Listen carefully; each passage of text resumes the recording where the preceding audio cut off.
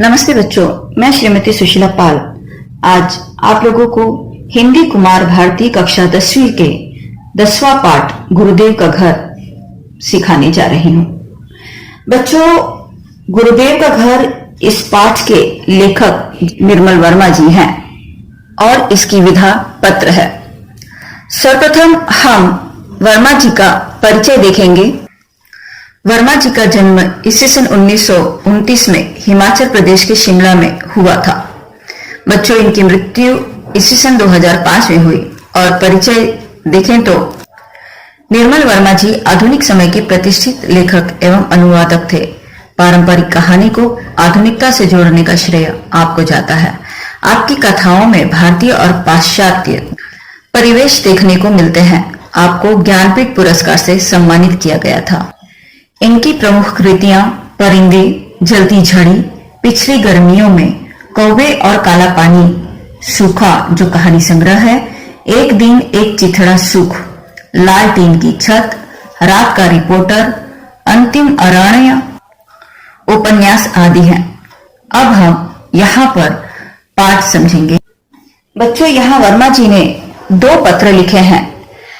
पहले पत्र में वर्मा जी ने अपने प्रिय मित्र जयशंकर जी को लिखा है, जहां पर वह गुरुदेव रवींद्रनाथ टैगोर के मकान, शांति निकेतन, पश्चिमी बंगाल के प्राकृतिक सौंदर्य और दिल्ली के वसंत की चर्चा कर रहे हैं। अगले पत्र बताते हैं कि हमें दूसरे पर निर्भर न रहकर अपने आप काम करना चाहिए। अध्ययन और लेखन को संबल बनाने की प्रेरणा है। देखो बच्चों, यहाँ पहले परिच्छेद में लेखक बता रहे हैं, जयशंकर प्रसाद जी को संबोधित करते हुए पत्र लिख रहे हैं और कह रहे हैं कि आपके 2 पत्र मुझे मिले जिसका उत्तर मैं शीघ्रता से नहीं दे सका। इसका क्या कारण है कि पिछले दिनों वे कलकत्ता गए थे, जहां भारतीय भाषा परिषद का निमंत्रण इन्हें मिला था।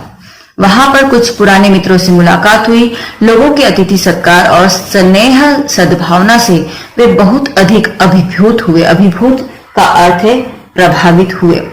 इस बार काफी लंबी अवधि के बाद कोलकाता यानी कलकत्ता जाना हुआ और यहाँ पर निर्मल वर्मा जी कह रहे हैं कि वह बहुत उत्सुकता से अपने इस प्रिय शहर को पुनः देखने की प्रतीक्षा कर रहे थे। काफी समय से ये प्रतीक्षा कर रहे थे कि यह कोलकाता जा सकें और उस कलकत्ता को दोबारा देख सकें, और यह अवसर उन्हें पिछले दिनों मिला। इसके बाद दूसरे परिच्छेद में लेखक बता रहे हैं कि कोलकाता से भी यानी कलकत्ता से भी अधिक स्मरणीय और किंचित उदास स्मृति शांति निकेतन की है, जहां पहली बार इन्हें जाने का मौका मिला था। रविन्द्रनाथ का घर शांति निकेतन में क्या है, तो शांति निकेतन में रविंद्रनाथ जी का घर है। और घर या बहुत से घर जहां वह समय समय पर रहते थे, देखते हुए लगता रहा जैसे उनकी आत्मा अभी तक वहां कहीं आसपास भटक रही हो।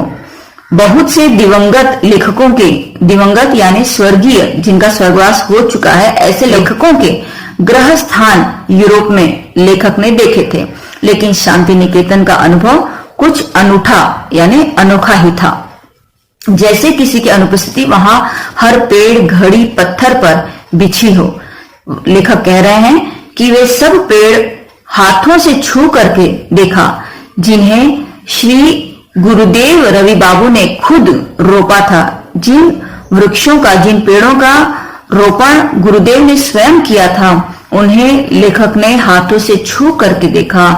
और वहां उन्हें याद आता है कि कितने ही गीतों में गुरुदेव के द्वारा उन पेड़ों का उल्लेख किया गया था। आगे लेखक कह रहे हैं कि एक दिन हम शांति निकेतन से कुछ दूर उस ग्राम्य प्रदेश को भी देखने गए जहां पावा नदी बहती है। संथालों की रम्य झोपड़ियां, संथाल ये वहां के रहने वाले ग्रामीण लोग हैं, तो उनके बारे में लेखक बता रहे हैं कि संथालों की रम्य झोपड़ियां, शाल के खेत और पेड़ों से घिरे पोखर, सबको देखकर अनायास शरद बाबू की बहुत पुराने उपन्यासों का परिवेश याद हो आया, जिन्हें कभी बचपन में पढ़ा था। पश्चिम बंगाल का प्राकृतिक सौंदर्य भारत के अन्य प्रदेशों से बहुत अलग है। कहते हैं मानसून के दिनों में वह और भी अधिक रमणीय हो जाता है, रमणीय यानी सुंदर हो जाता है। इच्छा होती है वहां 1-2 महीने एक साथ रहा जाए, तभी मन की भूख मिट सकती है। कहने का अभिप्राय यह है कि पश्चिम बंगाल का जो प्राकृतिक सौंदर्य है वो बहुत ही सुंदर है और मानसून के दिनों में सुंदरता और अधिक बढ़ जाती है, जिसके कारण लेखक की इच्छा होती है कि वह 1-2 महीने एक साथ वहां पर रहें, ताकि यानी हम कहते हैं ना मन भर कर रहना, तो इस तरह से लेखक की इच्छा है कि वह मन भर कर 1-2 महीने वहां रहे, ताकि उनकी जो आस है, उनकी जो इच्छा है, मन की भूख है वहां पर रहने की, वह पूर्ण हो सके। इस परिच्छेद में लेखक कह रहे हैं कि वैसे इन दिनों दिल्ली पर भी वसंत की अंतिम गुहार गूंजती सुनाई दे रही है, यानी वसंत का महीना दिल्ली पर भी छाया हुआ है, उसका असर दिल्ली पर भी दिखाई दे रहा है, यानी हवा चलती है। दुख यही है कि यह नशीला मौसम ज्यादा दिन नहीं टिकता। गर्मी एक बिल्ली की तरह उसे अपने पंजों में दबोचने के लिए छिपी रहती है, उसकी खूंखार आंखों से अपने को बचा पाएगा। यहाँ पर लेखक कह चूहे को दबोचने के लिए हमेशा टकटकी लगाए खड़ी रहती है और समय मिलते ही दबोच लेती है, ठीक उसी तरह से वसंत के पीछे गर्मी है और मौका मिलते ही गर्मी वसंत पर हावी हो जाती है, जिस कारण से दिल्ली पर गर्मी बढ़ जाती है। बच्चों, अब यह दूसरा पत्र है। इस दूसरे पत्र में लेखक ने प्रसाद जी को बताया है, उन्हें संबल दिया है कि हमें दूसरों पर निर्भर नहीं रहना चाहिए, अपना काम हम स्वयं करना चाहिए और अपने अध्ययन और लेखन को अधिक दृढ़ता प्रदान करनी चाहिए। देखो, यहाँ पर लेखक कह रहे हैं कि आज ही आपका दूसरा कार्ड मिला, यह जानकर प्रसन्नता हुई कि आपको साहित्य सम्मेलन में मेरा दिया वक्तव्य ठीक लगा। यानी साहित्य सम्मेलन में लेखक ने जो भाषण दिया था, वक्तव्य अर्थात भाषण दिया था, वह उन्हें ठीक लगा। वहां पर लेखक बता रहे हैं कि उस भाषण को उन्होंने अपने बीमारी के दौरान धीरे धीरे लिखा था और इसीलिए उसके बारे में वे ज्यादा आश्वस्त नहीं थे कि कितना अच्छा यह भाषण हो पाएगा। पिछले 3-4 वर्षों से हर बार, यहाँ लेखक कह रहे हैं कि पिछले 3-4 वर्षों से हर वर्ष अध्यक्षीय भाषण देने के लिए लेखक टालते रहे थे। एक बार तो उस संक्षिप्त सम्मेलन और अधिवेशन का गोवा में आयोजन किया गया था, जहां जाने की उत्कट यानी बहुत इच्छा थी लेखक की, लेकिन किसी अनिवार्य कारण से उनका जाना नहीं हो पाया और आपको और कुछ अन्य मित्रों को हिंदी भाषा और साहित्य के बारे में मेरे विचार अच्छे लगे। यह जानकर सचमुच बहुत प्रसन्नता हुई। यहाँ लेखक बता रहे हैं कि उनकी इच्छा थी, बहुत इच्छा थी, किंतु वे नहीं जा पाए थे उस सम्मेलन में, उस अधिवेशन में जो गोवा में आयोजित की गई थी। हालांकि यहाँ लेखक ने जो भाषण दिया है वह प्रसाद जी को और अन्य मित्रों को पसंद आया है। यह सुनकर के उन्हें सचमुच बहुत प्रसन्नता हुई, क्योंकि उन्होंने बीमारी के दौर में लिखा था और वे आश्वस्त नहीं थे कि यह भाषण अच्छा हो पाएगा या नहीं। आगे लेखक कह रहे हैं कि आपके पिछले पत्र में उदासी और अकेलेपन का एक दबा सा स्वर था। बच्चों देखो, हम जो किस मनोभाव में क्या लेखन कर रहे हैं वह उस लेखन को पढ़ने से पता चल जाता है। यही कारण है कि जब प्रसाद जी ने लेखक को पत्र लिखा था तो उसमें उदासी और अकेलापन का दबा सा स्वर लेखक को आभासित हुआ था, जिस कारण से वह बहुत परेशान थे। और लेखक यहाँ कह रहे हैं कि मैं सोचता हूँ आपको अब बहुत कुछ अपने जीवन का दूसरों पर निर्भर न रहकर स्वयं अपने आप अध्ययन और लेखन का संबल बनाना होगा। भोपाल के मित्र अपने कामों में व्यस्त रहते हैं और यद्यपि सब आपसे बहुत स्नेह करते हैं, आपको उनसे नियमित पत्र व्यवहार की आशा नहीं करनी चाहिए। जब कभी मन उबे तो 6-8 महीने में कभी दिल्ली कभी भोपाल कुछ दिनों के लिए चले जाना चाहिए। इससे आपको परिवर्तन का थोड़ा बहुत आनंद तो मिलेगा ही, यात्रा का सुख भी मिलेगा। सौभाग्य से आप अपनी रुचियों में काफी हद तक स्वावलंबी हैं। संगीत, पुस्तकों और कलाओं में आपकी दिलचस्पी बहुत हद तक आपके अनुभवों को एक नए क्षितिज की ओर ले जाती है, जहां अपना अकेलापन धुंध की तरह छितर जाता है। यह अपने से बड़ी ब्लेसिंग है, ब्लेसिंग यानी आशीर्वाद है कि जो हर किसी व्यक्ति के लिए उपलब्ध नहीं होता। कहने का तात्पर्य यह है कि यहाँ पर लेखक ने प्रसाद जी की प्रशंसा करते हुए कहा है कि उन्हें अनेकों रुचियां हैं और उन्हीं रुचियों के चलते वे अपने अनुभवों को एक नए क्षितिज पर ले जाते हैं जहां पर अकेलापन खर जाया करता है।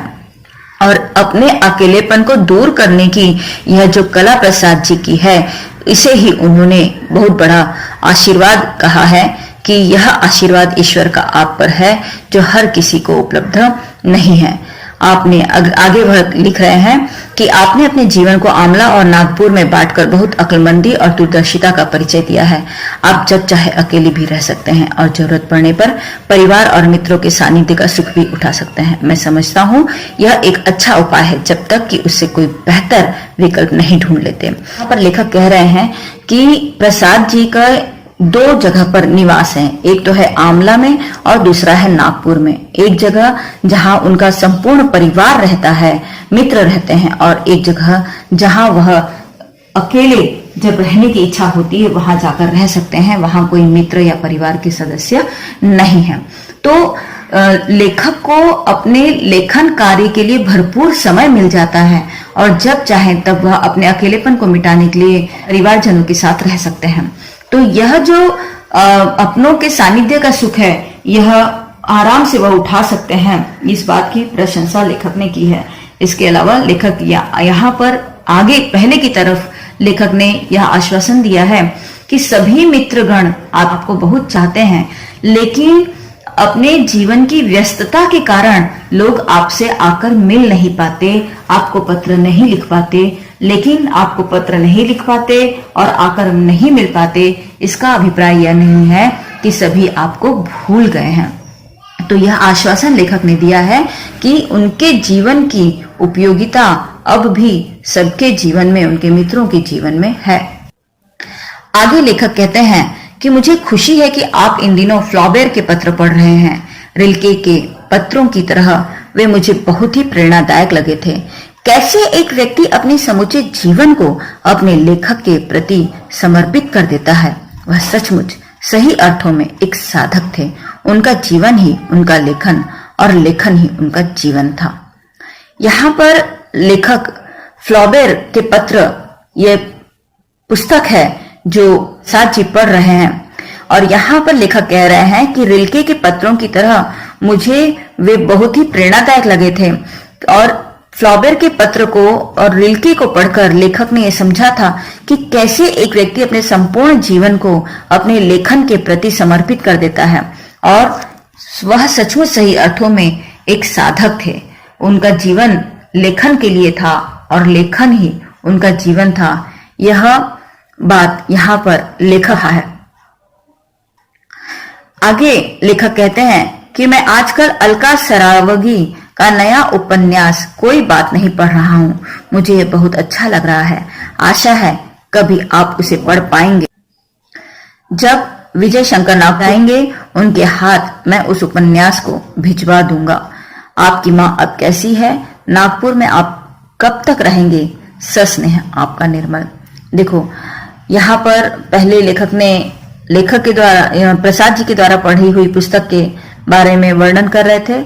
अब यहाँ इस परिच्छेद में लेखक ने अपने वह इस समय क्या पढ़ रहे हैं उस बारे में बताते हैं कि वे अलका सरावगी का नया उपन्यास कोई बात नहीं पढ़ रहे हैं, जो उन्हें बहुत पसंद है, और आशा है कि यह पुस्तक प्रसाद जी को भी बहुत पसंद आएगी। और इसलिए वह कह रहे हैं कि जब विजय शंकर नागपुर जाएंगे तो उनके हाथ से लेखक यह उपन्यास भिजवा देंगे। और अंत में पत्र खत्म करते समय लेखक फिर उनके माँ का हालचाल पूछ रहे हैं कि आपकी माँ अब कैसी हैं और आप नागपुर में कब तक रहेंगे। और अंत में अपना परिचय देते हुए सस्नेह आपका निर्मल लिख रहे हैं। बच्चों, यह संपूर्ण पाठ हमने पढ़ने के बाद हमने समझा कि किस तरह से पत्र के द्वारा एक दूसरे से वार्ता की जा रही है। बच्चों, यह पाठ लिखा गया है उस काल में जब हमारे पास मोबाइल नहीं हुआ करता था। आज तो जब हमें चाहिए हम तुरंत फोन लगाते हैं और हालचाल ले लेते हैं, सामने वाले का चेहरा देखकर उससे बात कर लेते हैं और उस सामने वाले के भाव को पढ़ लेते हैं, समझ लेते हैं, उसके सुख दुख का, खुशी है या दुखी है, इस बात का अंदाजा हम लगा लेते हैं। लेकिन पहले के समय में जब मोबाइल नहीं था, पत्र ही एकमात्र ऐसा साधन था जो एक दूसरे से कुशल क्षेम को जानने का साधन बन पाता था। तो इस तरह से इस पाठ में लेखक ने पत्र के द्वारा हमें अपने मनोविचार व्यक्त किए हैं। बच्चों, उम्मीद है आप लोग यह पाठ समझ चुके होंगे और वीडियो पसंद आया है तो लाइक कीजिए, शेयर कीजिए और सब्सक्राइब कीजिए।